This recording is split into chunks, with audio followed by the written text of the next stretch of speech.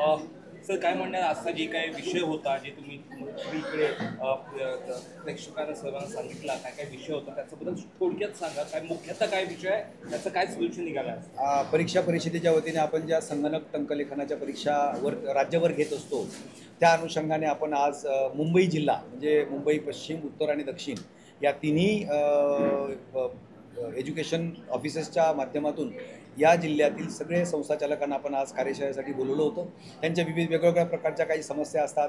मग त्याच्यामध्ये स्थलांतरण असेल, नूतनीकरण असेल, दुबार प्रमाणपत्र असतील, LMS सॉफ्टवेअर असेल, या सगळ्या समस्यांबाबतीत आपण सविस्तर आज इथं चर्चा करण्यासाठी खास करून आम्ही बोलवलं होतं. यामध्ये फार सांगोपांग सगळी चर्चा खूप चांगली झाली. याच्यामध्ये इन्स्ट्रक्शन्स पण आमचे एज्युकेशन इन्स्पेक्टर्सचे जे प्रतिनिधी आहेत, डेप्युटी EIs, त्यांना पण आम्ही इन्स्ट्रक्शन सविस्तरपणे दिल्या. कशा प्रकारे कुठल्या कुठल्या प्रकरणात कार्यवाही करावी याबद्दल देखील सविस्तर सांगण्यात आलं. सगळ्या शंका कुशंका ज्या काही आमच्या संस्थाचालकांच्या होत्या त्यासुद्धा आम्ही इथं निस्तारण्याचा प्रयत्न केला. पुढे काय काय म्हणजे आम्ही ऐकलं आहे ते LMS सॉफ्टवेअर आणि बायोमेट्रिक वो चीज आने से कितना फ़ायदा होगा? बायोमेट्रिक आणि CCTV आम्ही मागच्या 1 वर्षापासूनचा त्याचा अंमलबजावणी करत आहोत. बायोमेट्रिकमुळे विद्यार्थी मागच्या 15 दिवसात किंवा 1 महिन्यात किती आले याची देखील माहिती मिळते आणि CCTVने आणि बायोमेट्रिक थंबने ते खरोखरीच विद्यार्थी तिथं होते का, म्हणजे आज समजा 10 विद्यार्थ्यांनी थंब केला तर 10 विद्यार्थी तिथं पाहिजेत. तर ह्या प्रकारे आपण अनाधिकृत जे प्रवेश होतात त्या प्रवेशांना आपण बंदी घालण्याचा प्रयत्न करत आहोत. LMS सॉफ्टवेअरमध्ये सुद्धा आपण त्याची तरतूद केलेली आहे की त्याची प्रेझेंटी मार्क केली जावी. संस्थेमध्ये येऊन त्या विद्यार्थ्यांनी प्रशिक्षण घ्यावं.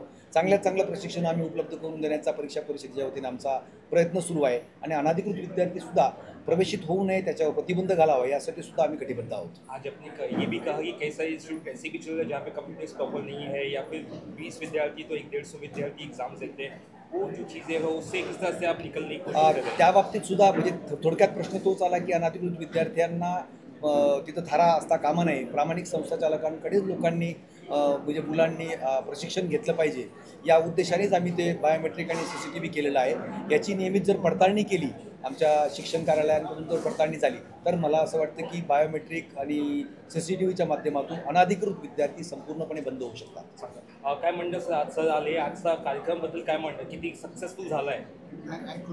कितना सक्सेसफुल हुआ है आज का कार्यक्रम काय म्हणणार तुम्ही? सर पण आले इकडे.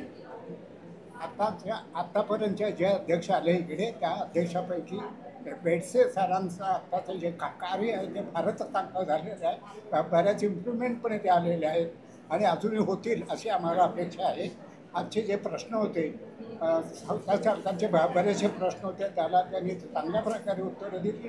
त्यांचे आम्ही फार आभार मानतो आणि असंच पुढे त्यांचं सहकार्य आम्हाला असावं ही आमची इच्छा आहे. और सर ने ये भी कहा कि जो चलाते हैं इंस्टीट्यूट उनका भी टेस्ट होना चाहिए, मॉक टेस्ट. मुझे लगता है सबसे अच्छी चीज़ उन्होंने कही है. उस पर क्या कहना? परीक्षा संस्थाचालकांच्या परीक्षा झाल्या पाहिजे. हां संस्थाचालकांचे परीक्षा घ्यावा ते फारच चांगलं आहे. ते फार मोठी इम्प्रुव्हमेंट होईल. त्याच्यात वयोवृद्ध जी मंडळी आहे वयोवृद्ध मंडळींना मला माहिती आहे त्यांना जमणार नाही कारण ते मॅन्युअलमधले होते. बट ठीक आहे, इट्स ओके. या निमित्ताने मला समजेल तरी की खरोखरीच परीक्षा घेतल्यानंतर जे शिकवतात ते स्वतः प्रशिक्षित हवेत. ये संस्था किस तरह से काम करती है और किस तरह से जो प्रॉब्लम्स है वो सॉल्व करती है इंस्टीट्यूट्स की, उस बारे में बताइए. परीक्षा परिषद कैसी काम करते? परीक्षा परिषद कशी काम करते? तुमचं जी संघटना आहे ते कशी काम करते? संघटना परीक्षा परिषद आणि संघटना यांच्यापैकी जर तुम्ही विचारायला गेला तर आत्तापर्यंत जे वॉर्ड ऑफिसमधून आम्हाला पाहिजे तसं सहकार्य होत नाही. कारण का बरेचसे इश्यू आमच्याकडे ऑफिसमधून प्रलंबित आहे. त्यांचा प्रश्न ताबडतोब निकालात द्यायला पाहिजे ही आमची इच्छा आहे. शेवटी तुम्ही काय म्हणणार सर?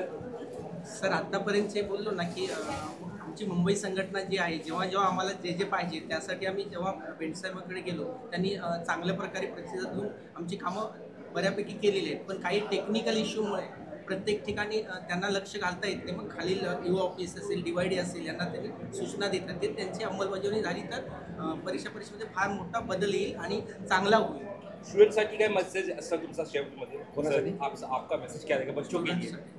स्टुडंटसाठी एकच आहे की सगळ्यांनी प्रामाणिकपणे आपापल्या संस्थेमध्ये जाऊन प्रशिक्षण घ्यावे. आपले जे प्रशिक्षण आहे टायपिंग प्लस संगणक अर्हता याच्यामध्ये मिळते, दोन्ही एकाच वेळेला मिळतं. याचा 6 महिन्यामध्ये याचा निश्चित सगळ्यांनी लाभ घ्यावा असं मला वाटतं. Thank you sir. थँक्यू. थँक्यू.